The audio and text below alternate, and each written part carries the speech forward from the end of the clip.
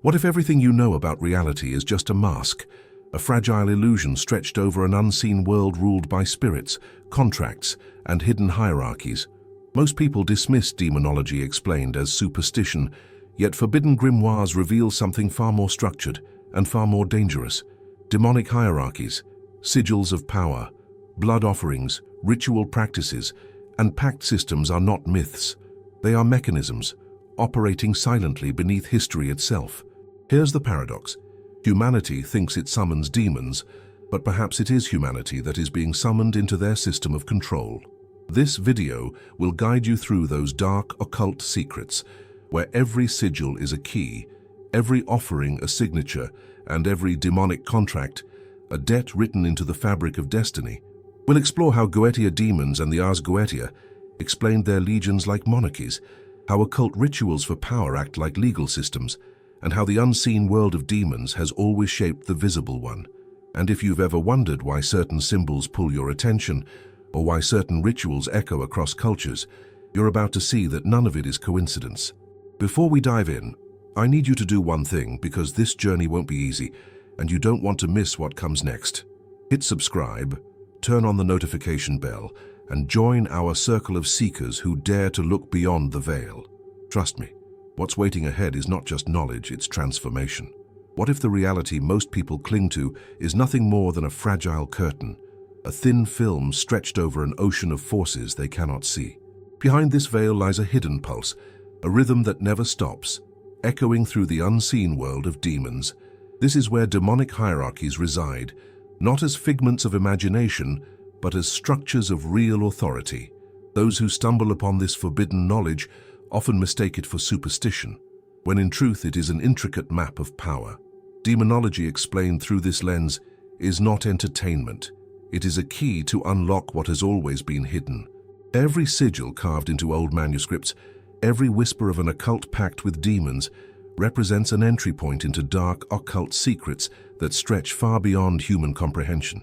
To dismiss these signs as meaningless is to ignore the possibility that reality itself has layers. Like doors stacked upon doors, blood magic explained in ancient terms was never just ritual. It was a system, a currency, and a language understood by forces beyond the human eye. Those who learned it could alter the currents of destiny, stepping into a space most never dare to approach.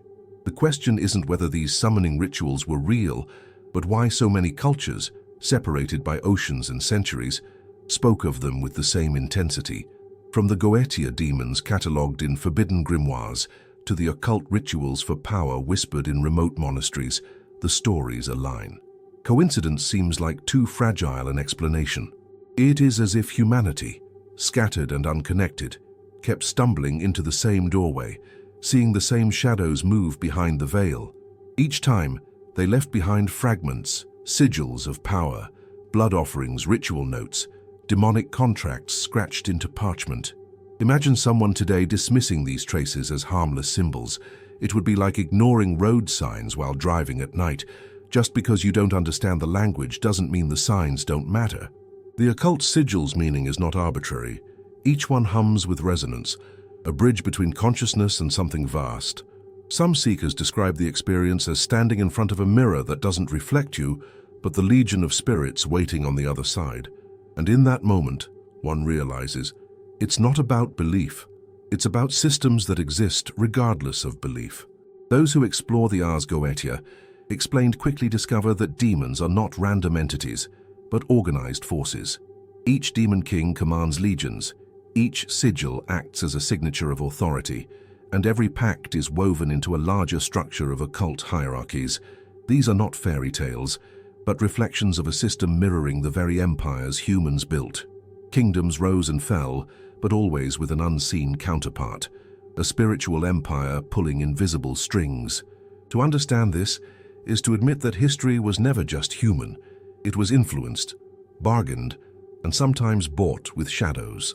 A personal story comes to mind. Someone once believed that rituals were simply theatrics. Yet after experimenting with occult rituals for power, they began to feel shifts in their life, subtle at first, dreams turning darker, strange coincidences aligning. It wasn't proof in the scientific sense, but a demonstration that demonic pact systems are not passive ideas.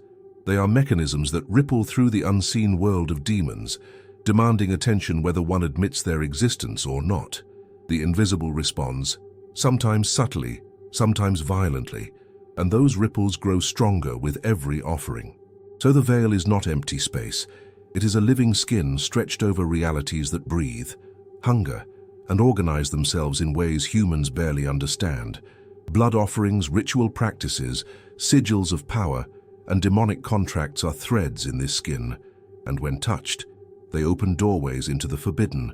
This is where the story begins, not ends. For if such structures exist, who first built them? And why do they mirror the hierarchies of kings and empires we know so well? Across the ruins of forgotten empires, stories whisper of gods who did not die but were twisted into demons.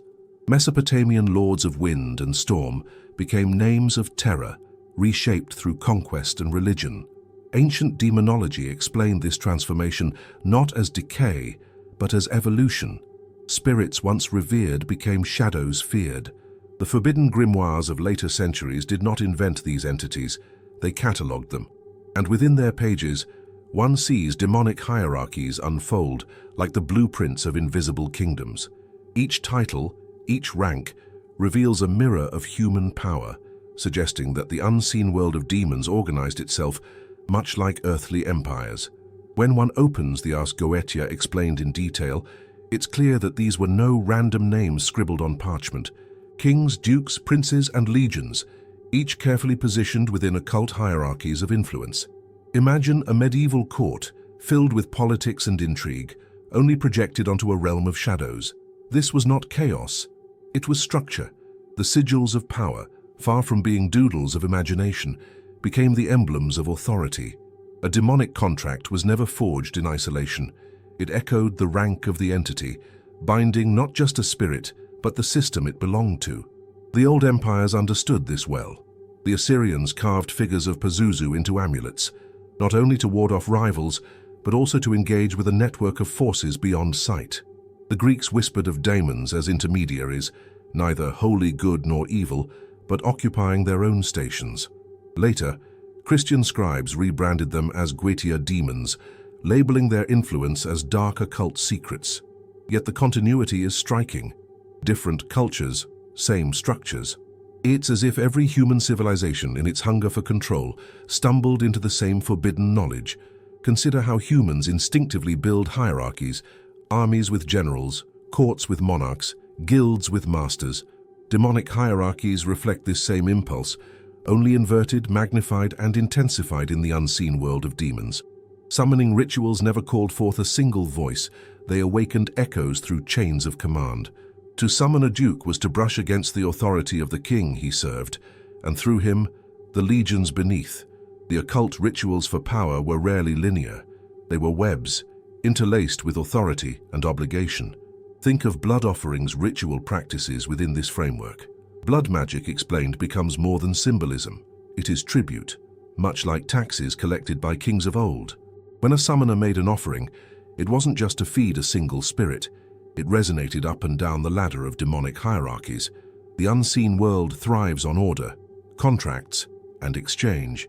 Just as no emperor allowed his subjects to operate freely, no demon king would ignore offerings given to his dukes or legions. A pact with one is by design, a pact with the entire structure.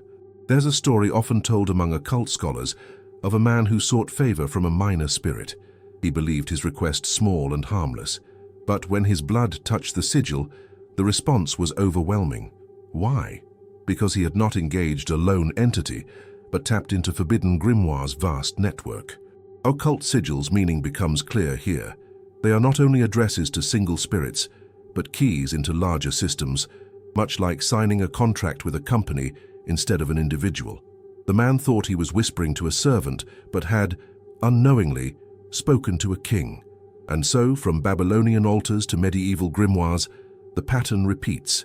Demons are ranked, ordered, and woven into occult hierarchies that resemble the very empires humans built in stone and blood. These systems are not chaotic. They are deliberate, legalistic, and binding, which begs a deeper question. If the unseen kingdoms are structured so carefully, what throne sits at their center? And who dares to command the infernal kings themselves? In every empire, the throne defines the realm. The same is true in the unseen world of demons, where demon kings and legions rule not through chaos, but through precise authority.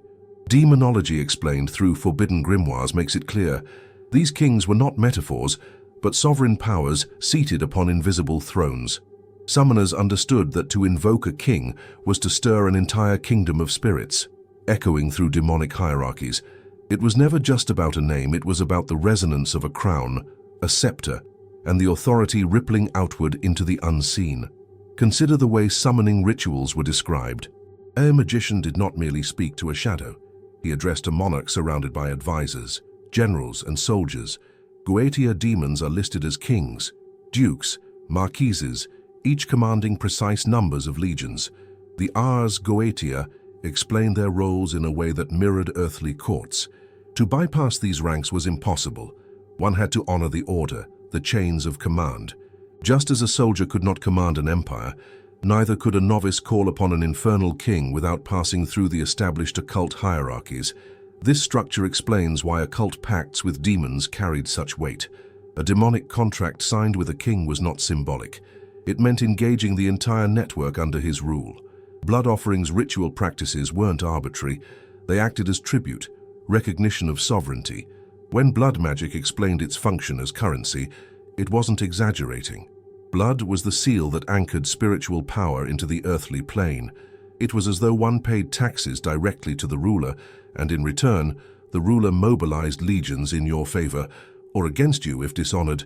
Imagine an emperor surrounded by vast armies. Each general represents a duke or prince, each soldier a spirit bound to obey.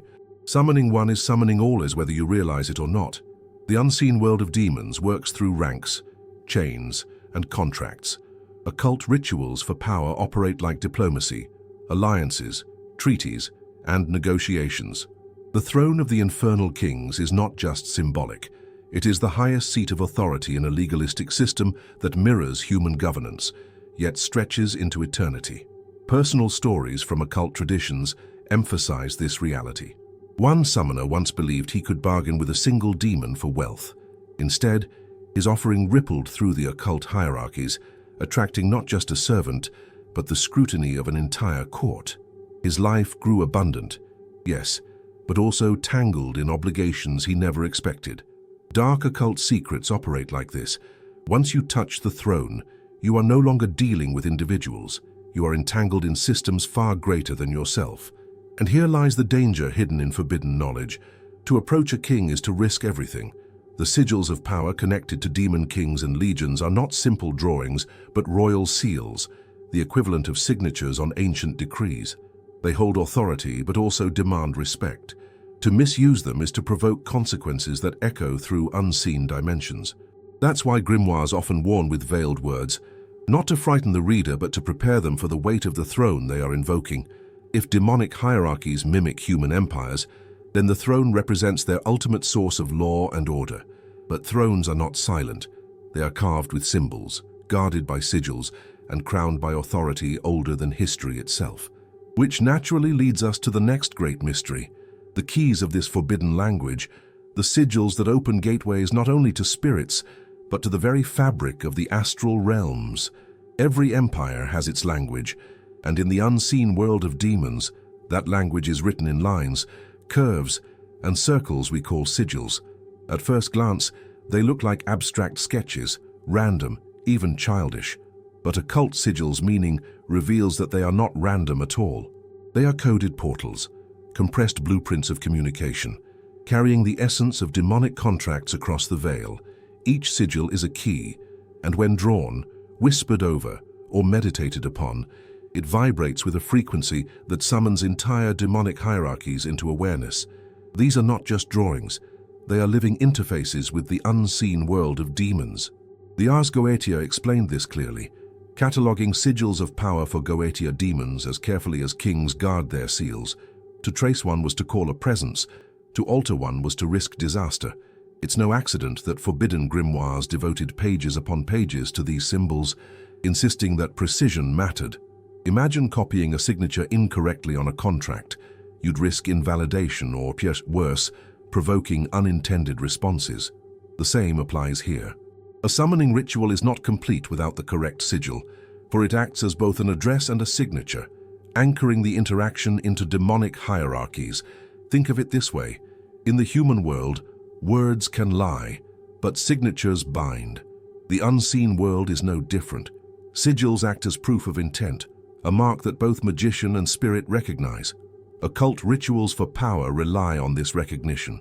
A sigil of a demon king does not just call him, it activates the chains of authority, alerting his legions that the throne has been invoked. This is why blood offerings ritual practices are often paired with sigils. Blood feeds the contract, while the sigil directs it. Together, they make a pact system complete. Stories abound of seekers experimenting with these shapes casually, as if doodling in a notebook. Some report strange dreams, others sudden synchronicities. One account tells of a man who absent-mindedly drew a sigil of power from a forbidden grimoire and left it on his desk. Days later, his household filled with tension, arguments breaking out for no clear reason. Whether coincidence or not, those who understand blood magic explained would recognize this. The sigil had acted like an open door, attracting forces without permission. Once traced, the doorway could not easily be closed. Sigils also serve as tools for focus. Human consciousness is scattered, prone to drift. By engaging with occult sigils, meaning the mind narrows, aligning itself with the entity's essence. This is why meditation on sigils remains a practice among seekers, not merely to summon, but to attune. They are tuning forks in visual form, resonating with frequencies that belong to the unseen world of demons. Through them, one can bypass the chatter of words and reach into the silent corridors where occult hierarchies dwell. And yet, these shapes are paradoxical. They are simple enough to be drawn by anyone, but powerful enough to restructure destinies. This paradox is what makes them dangerous. Forbidden knowledge often hides in plain sight, waiting for the curious. But once activated, sigils are not passive. They respond. The demonic pact systems they trigger bind the one who calls just as much as the one who answers. A careless hand can set in motion contracts that echo far beyond intention, dragging the summoner into depths never imagined. So the lines and curves are not meaningless. They are the alphabet of the other world, the hidden pulse written onto parchment. And if sigils are keys, then one must ask, what locks are they meant to open? Some say the gates of communication, others say the very boundaries between worlds, which draws us into the next revelation, the role of blood, not just as symbol, but as the living currency that anchors these rituals into the flesh of reality. In every era, seekers discovered one truth that could not be ignored. Blood speaks. More than ink, more than words. It carries the essence of life itself. Blood magic explained in forbidden grimoires makes this clear. It is not just liquid. It is a signature written in vitality, anchoring demonic contracts into the physical world. When paired with occult sigils, meaning blood becomes the final seal, transforming a drawing into a living pact. The unseen world of demons does not bargain in coins or gold. Its currency is essence, and essence flows in veins.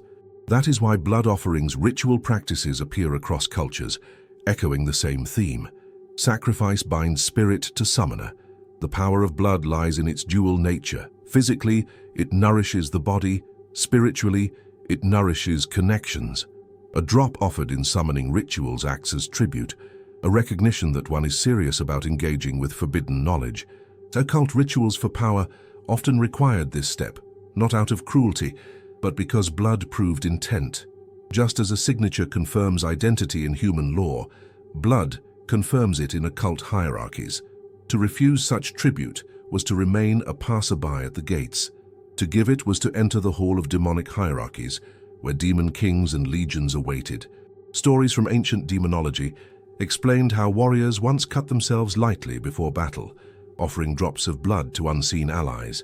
They believed these small sacrifices opened alliances beyond the human realm. Modern readers might dismiss this as superstition, yet the echoes remain. Athletes today speak of rituals that cost blood, sweat, and tears. The symbolism is universal. True commitment always requires something tangible. Dark occult secrets reveal that in the other world, blood is that tangibility, a resource spirits understand without translation.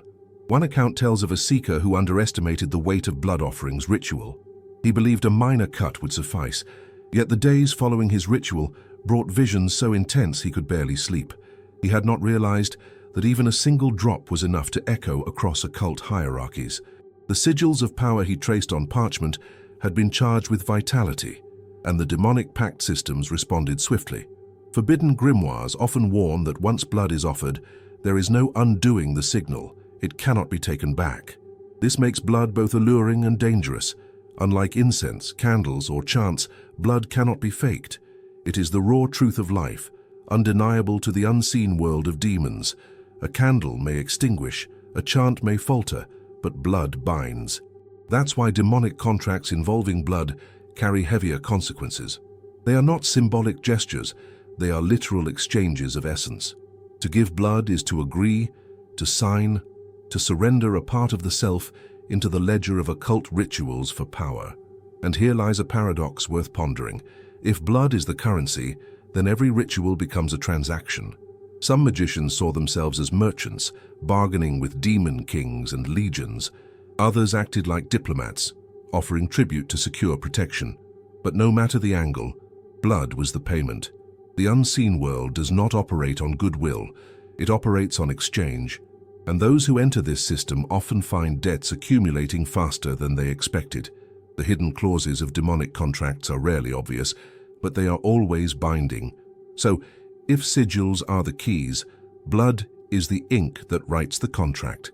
Together they forge the foundation of demonic pact systems, an intricate balance of power and obligation. But this naturally opens the next veil of mystery. What about the pacts themselves? The contracts of shadows that operate like legal systems in the other world, binding soul to spirit in ways humans barely understand. In the unseen world of demons, nothing is left to chance. Every exchange, every offering, every whisper spoken in a summoning ritual becomes part of a structure that resembles a vast legal system. Occult rituals for power do not operate on vague promises. They rely on binding agreements, etched not in parchment but in spirit.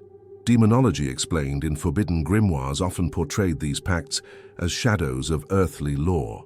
Clauses, obligations, signatures, and seals. To engage with demonic hierarchies is to step into a courtroom where words weigh as much as actions, and every syllable carries eternal consequence. These contracts are layered. Some are simple, an agreement for protection in exchange for tribute, often sealed with a sigil of power and blood offerings ritual acts. Others are elaborate, involving entire demonic hierarchies, where a pact with one duke implicates the legions under his rule. It mirrors the way a treaty with a king automatically binds his subjects. Blood magic explained becomes central here. Without a life essence seal, contracts lack force. That is why occult sigils, meaning and blood combined, form the mechanics of demonic pact systems. Together, they are the ink and stamp of the unseen world of demons. Historical accounts reveal examples of these shadow contracts echoing into human life. A medieval monk, tempted by forbidden knowledge, promised years of service in exchange for wisdom. His writings later displayed insights no one of his time could have known. But hidden between the lines was another truth. He had bound not only himself, but those who came after him, to debts invisible to ordinary eyes. Occult hierarchies rarely forget obligations. They operate with a memory sharper than any human court. Once the pact is made, it is recorded in the fabric of the unseen. The structure of these contracts often mirrors human law, but with distortions that make them perilous. In human courts, loopholes can free the accused. In demonic contracts, loopholes usually bind tighter. Dark occult secrets suggest that even silence can be taken as agreement, and hesitation can be interpreted as consent. That is why forbidden grimoires insist on precision in ritual. What is said, what is offered, and even what is left unsaid carries weight. To call upon Goetia demons without exact terms is to invite debts one never intended to owe. Practical examples exist in smaller forms too. Some modern seekers speak of unspoken deals made during occult rituals for power. They requested guidance, and soon opportunities appeared. Unexpected wealth, sudden influence. But later, when hardships followed, they wondered if hidden clauses had activated. It is here that the unseen world of demons reveals its true complexity. Pacts do not end with the initial exchange. They unfold over time, weaving into destiny like threads, impossible to untangle. Demonic contracts act not only in the moment, but across lifetimes. The sigils of power themselves act like signatures on these agreements. To draw one is to sign. To offer blood is to notarize. Once completed, the pact binds both parties. Demon kings and legions are obligated to respond, just as the summoner is obligated to fulfill his end. Ancient demonology explained this not as superstition but as law. The system is meticulous, relentless, and terrifyingly efficient. And while some reap benefits, others discover too late that they signed into a contract far more expansive than they ever imagined. So these contracts of shadows are not fantasies but mechanisms, as structured as any legal system humans devised, only older, darker, and far less forgiving. And if every pact is binding, the next question looms with unsettling weight. What are the consequences of these unseen bargains, and how do they reshape the very fabric of a person's destiny? Every pact carries a price. In the unseen world of demons, nothing is given freely. Demonic contracts operate with precision, and their clauses, often hidden from human understanding, demand repayment in forms one rarely anticipates. Demonology, explained in forbidden grimoires, repeatedly warns that these bargains ripple far beyond the moment they're made. A summoner may ask for power, wealth, or protection, and yes, demon kings and legions may deliver. But what they take in return is rarely obvious. Dark occult secrets lie in those hidden costs, debts that can unravel lifetimes, altering identity, bending destiny, and sometimes erasing what was once considered unshakable. Some consequences emerge subtly. A summoner who once invoked a minor spirit for success in trade soon noticed his family unraveling, arguments, illnesses, and financial turmoil appearing in cycles. Blood offerings ritual practices had secured his request, but the demonic pact systems had drawn payment from places he had not offered. This is the nature of occult hierarchies. They collect from whatever is tied to the summoner's essence. Blood magic explained this with chilling clarity. Once blood signs the pact, every bond connected to that blood is implicated. Families, descendants, even communities can become entangled. Other consequences are more immediate. Seekers have reported sleepless nights, visions of entities watching silently, and strange patterns of misfortune. These are not random. They are symptoms of debts coming due. The sigils of power used in summoning rituals act as open doorways, and once a bargain is struck, the doorway does not simply close. It remains active, a reminder that the unseen world of demons continues to watch, record, and collect. To ignore the terms is not to escape them. It is to provoke enforcement by demon kings and their legions. Personal accounts often describe the weight of spiritual debts as almost physical. One man confessed he felt chained from the inside out after years of working with forbidden grimoires.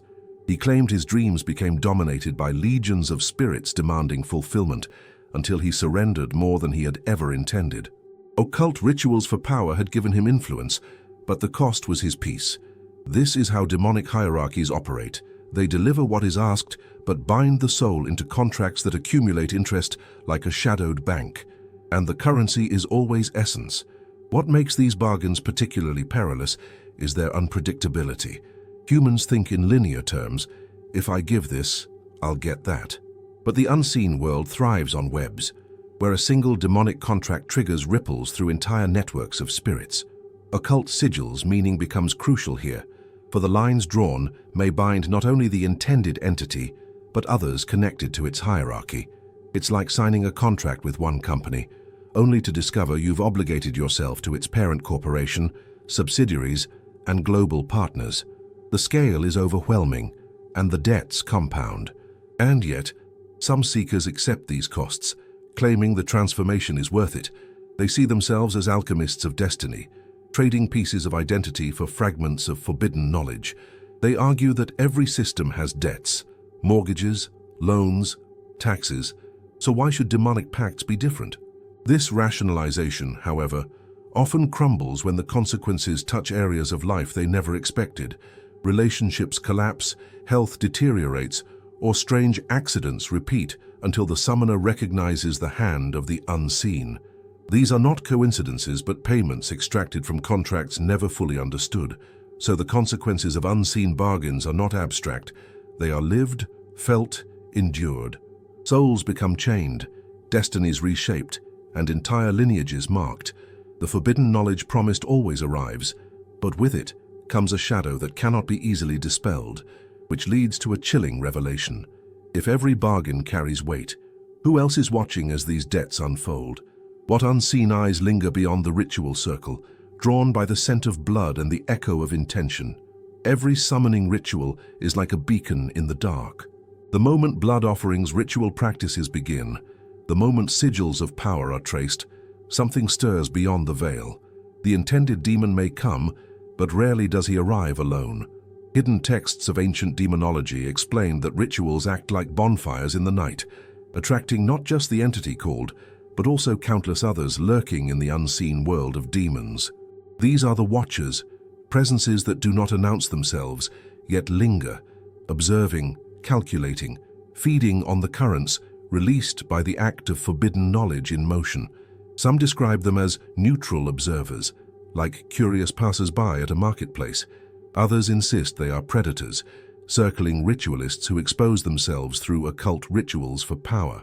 These Watchers are mentioned in fragments of forbidden grimoires, often as a warning. Silent figures drawn by the scent of blood magic explained in practice. Their attention may feel like pressure in the air, eyes in the shadows, or sudden chills in the room. Demon kings and legions may command respect, but Watchers play by their own rules, answering to hierarchies humans barely comprehend. A personal story illustrates this well.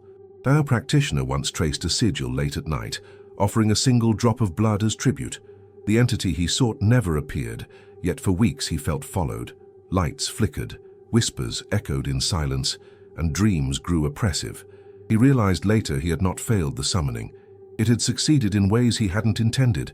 The sigils of power had opened a door wide enough for the Watchers, and they had entered quietly. This is why demonic contracts often warn indirectly. It's not always the demon you invoke that you need to fear, but the ones who come to witness. Imagine throwing bread into a pond. The fish you feed will rise, yes, but so will dozens of others you never intended. The unseen world of demons reacts in the same way. Summoning rituals ripple outward, attracting more than the specific target. The occult sigil's meaning serves as the bait, and blood offerings ritual acts as the scent. The Watchers arrive not out of invitation, but compulsion. They are drawn to the energy like moths to flame, and once present, their influence lingers. They may not attack immediately, but their observation is never passive. Some occult hierarchies even suggest that the Watchers act as auditors, recording each demonic pact system for higher authorities. This unsettling thought reframes every ritual. It's not just an exchange between summoner and spirit, but a performance staged before silent witnesses. Forbidden knowledge suggests that these Watchers keep ledgers, ensuring contracts are fulfilled, debts collected, and energies harvested. They are not merely bystanders, they are the system's enforcers, though their allegiance remains a mystery. Are they servants of the demon kings, or forces even higher, existing outside the grasp of Ars Goetia explained? The unsettling part is how ordinary people sometimes sense them. A child waking at night, saying someone is standing in the corner. A guest visiting after a ritual, remarking on the heavy atmosphere. These are not coincidences. They are signs of the Watcher's presence. Dark occult secrets reveal that their energy does not dissipate quickly.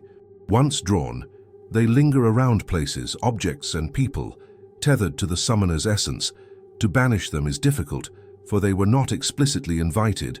They arrived by right, pulled by the very nature of the ritual itself. So the circle drawn on the floor is not a shield but a stage, and the Watchers gather around its edge. Some gaze with curiosity, others with hunger.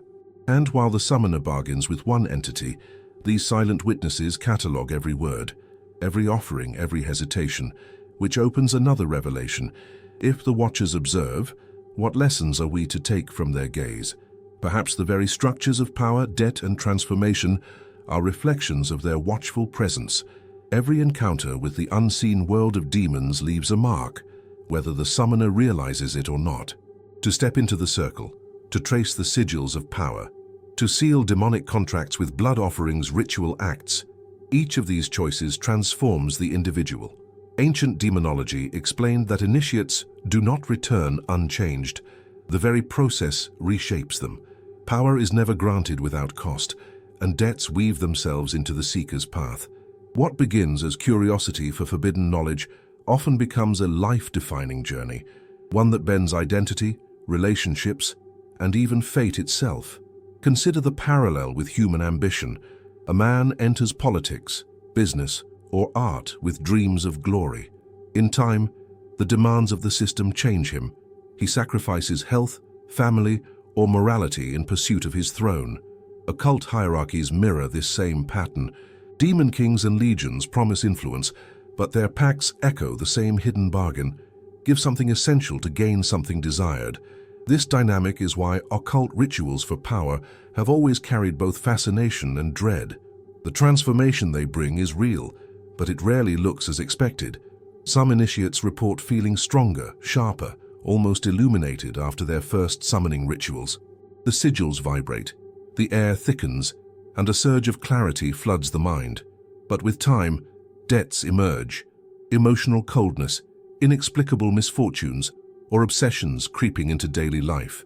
These are not side effects. They are the texture of demonic pact systems unfolding. Blood magic explained makes it simple. Every offering binds, every bond transforms, and the transformation may not stop where the summoner intended. Personal accounts often highlight this duality. Their seeker once invoked a duke for wisdom in commerce. His ventures flourished, profits soared, opportunities multiplied. Yet within years, his empathy dwindled. He confessed to feeling like a machine, efficient but detached, unable to love as before. Dark occult secrets suggest this was no accident. The pact had delivered wealth, but had subtly rewritten his inner world, trading compassion for calculation. In his reflection stood not the man he had been, but a new creation shaped by the unseen world of demons. This is the essence of initiation. The seeker is unmade and remade. Just as fire tempers metal, pacts temper the soul, hardening some parts while burning away others. Occult sigils meaning is not just about external forces. It is about maps of consciousness, diagrams of inner transformation. Each mark etched on parchment reflects something etched within. To ignore this is to miss the initiatic nature of the path. It is not simply about commanding demons, but about discovering what one becomes in the process. And here lies the paradox. Transformation can mean elevation, granting insight and authority that transcend ordinary human limits. But it can also mean ruin, fragmenting identity and binding the soul into debts it cannot escape. Ancient demonology explained both outcomes, but left the choice in the hands of the seeker. Yet, once blood is spilled and contracts sealed, choice narrows. The unseen world of demons does not grant returns without reshaping. To gain power is to risk becoming a different being entirely. So, power, debt, and transformation are threads woven into the same tapestry. One cannot seek one without inviting the others, which naturally opens the final and most unsettling question. If humans think they are summoning, binding, and commanding, what if, in truth, it is the demons who summon humans, pulling them into their system of contracts and hierarchies? What if everything we think we know about summoning rituals is reversed? Forbidden grimoires teach that humans call, demons answer, and pacts are forged. But ancient demonology explained another possibility, one often buried between the lines. Perhaps it is not the human who summons, but the demon who beckons. When a sigil of power pulls your attention, when blood offerings, ritual acts stir your will, who planted that desire in the first place? Dark occult secrets whisper that we may not be in control at all, that the unseen world of demons lures us into its networks, binding us long before we realize. Consider how demonic hierarchies operate. Kings do not wait for peasants to arrive at their gates. They send emissaries, they extend influence, they draw subjects into their realm. Could demon kings and legions be doing the same, using forbidden knowledge as bait? Occult rituals for power might appear voluntary, but what if the very hunger to perform them is seeded from beyond? The Ars Goetia, explained pacts as exchanges, yet who truly benefits most? Humans gain fleeting influence, demons gain allegiance, essence, and access to generations. It raises the question, who is hunting whom? Personal stories reveal this enigma in eerie ways. A man once claimed he had no interest in occultism, until one day he stumbled upon a sigil while browsing an old bookshop. He felt compelled, drawn as if by gravity. Within weeks, he had performed his first summoning ritual. The occult sigil's meaning had awakened something inside him, or perhaps someone had awakened him. Blood magic explained the bond that followed, but the deeper mystery lingered. Had he chosen, or had the system of demonic contracts chosen him? It mirrors how predators lure prey. A spider does not chase its meal. It builds a web, and the unsuspecting wander in. Could occult hierarchies function the same way? The sigils are the webs, the blood offerings' ritual acts are the sticking threads, and the demonic pact systems are the trap that closes once the seeker is entangled. Humans believe they are weaving the web, but perhaps they are the ones caught. And once inside, the unseen world of demons does not easily release its captives. This paradox deepens when we consider the watchers beyond the ritual circle. If they observe every contract, could they be the true orchestrators, ensuring souls are drawn deeper into forbidden knowledge? Occult rituals for power may be staged performances, carefully designed to convince the human of control while feeding a system far older and wiser.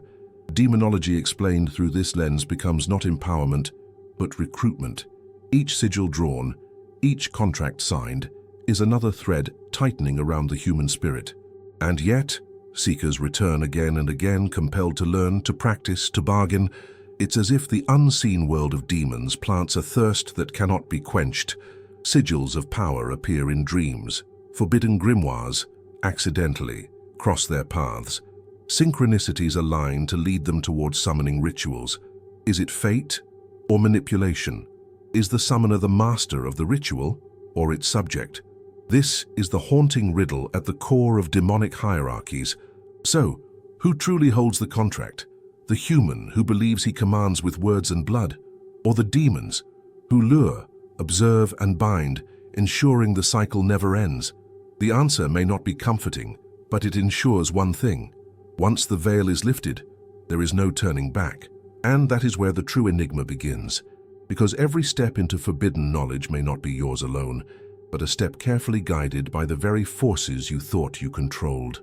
So now you've glimpsed the hidden pulse behind Demonology Explained, the hierarchies, the sigils of power, the blood offerings, ritual practices, and the demonic pact systems that bind the unseen world of demons. But the question lingers. What will you do with this forbidden knowledge? Will you treat it as curiosity, or will you recognize the way it mirrors your own life, contracts, debts, power struggles, and transformations that you already live day by day? Think for a moment. If every pact carries unseen consequences, what unspoken bargains are shaping your destiny right now?